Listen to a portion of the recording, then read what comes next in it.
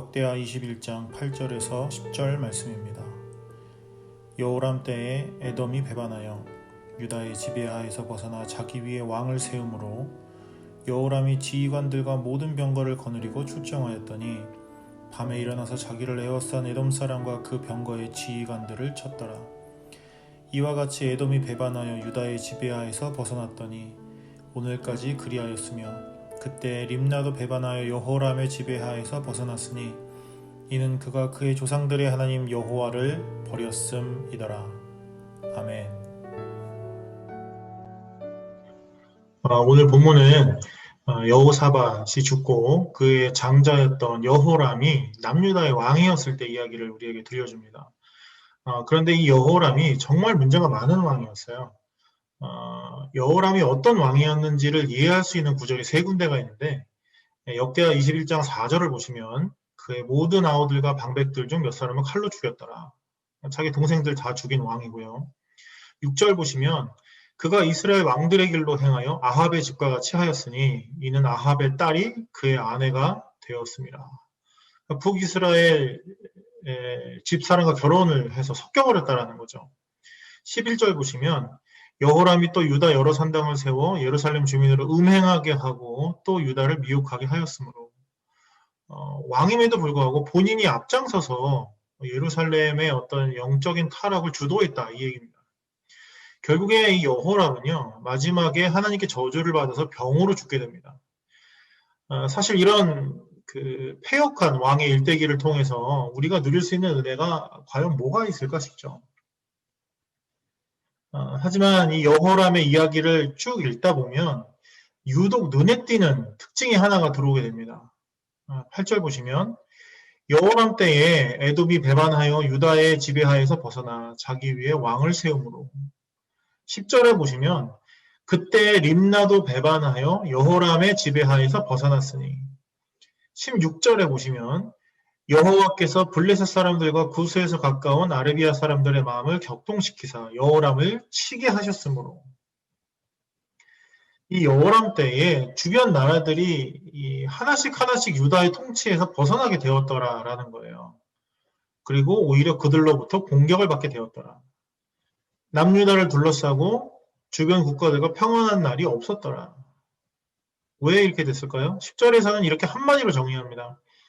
이는 그가 그의 조상들의 하나님 여호와를 버렸음이더라. 그가 여호와를 버린 것이 모든 것의 원인이었다라는 거죠. 그러면 우리는 이제 이 본문을 가지고 이렇게 적용할 수 있습니다. 내 주변의 문제를 해결하기 위해서는 하나님을 먼저 찾아야겠구나. 하나님과의 관계가 잘 맺어져야 내 주변의 문제가 사라질 수 있겠구나. 틀리지 않은 적용이죠. 사실 내 삶에 일어나는 많은 문제는 나와 하나님과의 관계가 어떤가에 뿌리를 두고 있습니다. 그래서 문제 상황 속에서 하나님께로 돌아가는 건 언제나 옳아요. 그런데 이런 적용은 오히려 절반의 적용일 뿐만 아니라 오히려 이게 오해가 될 수 있거든요. 이런 적용은 문제가 있을 때만 하나님을 찾아가게 만듭니다. 그런데다가 우리가 이기적인 이유로 하나님을 구하게 만드는 거예요. 내 주변을 내가 겪고 있는 어려움을 문제다라고 평가하고 해결해버리라는 게 누구 생각이죠? 우리 생각이라는 거예요. 결국에는 문제를 해결해서 유익을 누리려는 건 누구죠? 우리 자신이거든요. 만약에 기독교가 이런 거라면 다른 종교와 다를 게 뭐가 있겠는가라는 거죠. 하나님을 찾는 것 같아도 결국 나를 위해서 하나님을 찾는 거, 이게 황금송아지고 이게 우상숭배입니다. 성경은 그저 이렇게 내 문제를 해결하기 위한 매뉴얼이 아니거든요. 그래서 여기서 우리가 물어야 하는 것은 나에게 필요한 게 아니라 하나님이 원하시는 거예요. 그게 기독교와 다른 종교의 차이를 만듭니다. 하나님은 여호람 얘기를 왜 성경에 넣어주셨을까요? 그리고 그걸 오늘 우리에게 왜 읽게 하시는 것인가? 하나님은 성경 전체를 통해서 오히려 우리에게 보여주고 설명하고 설득해서 결국 우리와 함께 그리고 싶으신 큰 계획이 있어요. 그게 뭐냐면 하나님은 우리를 선택해서 그렇게 선택하신 우리를 통해서 만물을 회복시키길 원하신다라는 거예요. 이 계획은 이미 시작됐고 많은 어려움 속에서도 계속 이루어지고 있고요. 결국에 완성될 겁니다. 하나님은 아담을 선택해서 만드셨죠. 그래서 그런 아담을 통해서 창조 세계를 다스리고 복되게 하려고 하셨어요. 하지만 그게 아담의 죄 때문에 깨졌죠. 그래서 어떻게 됐죠? 인간은 물론이고 온 천지가 저주를 받게 됐어요. 하지만 하나님은 그 계획을 멈추지 않으시죠. 아브라함을 선택해서 다시 복이 되게 하시고 그를 통해서 땅의 모든 족속이 복을 받기를 원하십니다. 결국 그 후손들을 통해서 이스라엘이라는 나라를 선택해서 세우시고 그들을 모든 민족의 제사장 나라로 사용하기를 원하시는 거예요. 우리는 지금 역대기를 통해서 하나님의 그 계획과 실행 과정을 확인해 가고 있는 중입니다. 하루하루 묵상해 가면서 말이죠. 여러분, 근데 그게 잘 됐나요? 아담의 때와 마찬가지로 인간의 죄가, 여호람의 죄가 하나님과 이스라엘의 사이를 가르고 온 열방을 혼란스럽게 만들게 되는 거예요. 사실 이런 혼란은 오늘 우리의 삶 속에도 계속되고 있습니다. 하나님의 백성이라고 자청하는 우리마저도 모든 것을 문제로 치부하고 우리 자신을 위해서 해결해버리려고만 하는 영적인 혼란 속에서 살고 있거든요. 하나님과 우리의 단절이 모든 것의 회복이 아니라 혼란을 가져오고 있는 겁니다. 우리의 죄 때문에 이렇게 항상 거센 파도에 부딪히는 하나님의 이런 계획을 결정적으로 성취하기 위해 오신 분이 예수 그리스도이신 거예요. 그가 하나님과 우리 사이의 화목제물이 되어서 우리를 우리의 자리로 다시 회복시켜 주십니다. 그가 길이 되고 진리가 되고 생명이 되어서 우리를 하나님과 다시 연결시켜 주시고 우리를 통해서 천지 만물을 회복시키려는 그 계획을 이제 완성하시는 거예요. 이거를 화목의 직분이라고 표현합니다. 거기에 바로 우리가 서 있고 우리의 교회가 서 있는 거예요. 우리 때문에 일어났던 혼란이 오히려 회복으로 바뀌는 겁니다. 그게 오늘을 사는 우리의 사명이고 교회의 사명이에요. 그리고 그 회복의 끝에 결국 그날이 온다고요. 영원한 그 하나님의 나라가 온 천지 만물의 고통과 혼란 끝에 임해서 모든 것을 완전히 회복하고 완성하는 그날이 반드시 온다. 하나님은 여호람의 이야기를 통해서 우리를 이 엄청난 사명의 자리로 다시 초대하고 계시는 겁니다. 이 초청에 오늘 우리는 어떻게 반응해야 하는가? 하나님께로 나아갑니다. 하나님만 붙잡습니다. 제발 내 문제 좀 해결해 주십시오. 그게 우리의 반응일 수는 없다라는 거예요. 나의 위치를 다시 찾는 거죠.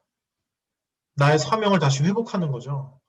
온 인류의 역사를 통해서 밀어붙이고 계시는 하나님의 사역에 과감하게 동참하는 겁니다.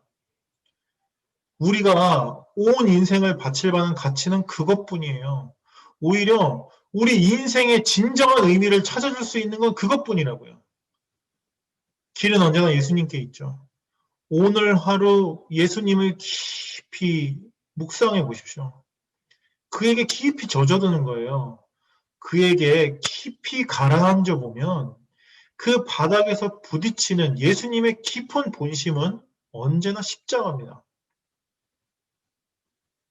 예수님의 본심과 계획과 부르심은 언제나 거기에 있어요. 예수님은 우리를 십자가로 부르십니다. 자기 십자가를 지고 나를 따르라 하시는 분이 예수님이시라고요. 십자가를 지고 나 죽고 너 살리는 그 자리에 서는 거. 그게 우리의 자리이고 그게 우리의 사명입니다. 그러면 너 살고요. 그러면 열방이 살고요. 그러면 천지 만물이 사는 거예요. 이것은 절대로 어렵거나 특별하거나 비장한 게 아닙니다. 교회에서 특별한 사역을 하십시오 라는 얘기가 아니고요. 짐을 싸서 외국으로 선교를 가야 할 수 있는 일입니다 라고 여러분 등 떠미는 것도 아니에요. 바로 오늘 바로 이곳에서 우리 삶의 한복판에서 우리의 십자가를 지기 시작하는 거예요. 그러면 결국 나도 삽니다. 그 증거가 예수 그리스도의 부활에 있는 거예요. 여러분, 십자가의 결론은 죽음이 아닙니다. 십자가의 결론은 부활이에요. 죽어야 다시 사는 거죠. 주를 위해 죽고자 하면 우리는 죽지 않습니다. 죽을 수 없어요. 오히려 죽어야 산다고요. 부활이, 영원히 그 승리가 십자가를 지고 하나님의 이 엄청난 미션에 뛰어드는 우리의 것이 됩니다. 여러분 정말 의미 있게 살고 싶지 않으세요? 가치 있는 일을 해보고 싶지 않으세요? 정말 그리스도인으로 살아보고 싶지 않으세요? 매일의 삶 속에서 부활의 능력과 기쁨을 경험해보고 싶지 않으세요? 주님께서 이 말씀을 통해 오늘 우리를 그 자리로 초청하십니다. 이 초청을 신실하게 응답하는 우리를 통해 우리의 이웃이, 우리의 공동체가, 우리의 사회가, 우리의 환경이, 우리의 열방이 회복되고 완성되어가는 놀라운 기적이 오늘 하루 일어나기를 진심으로 소망합니다.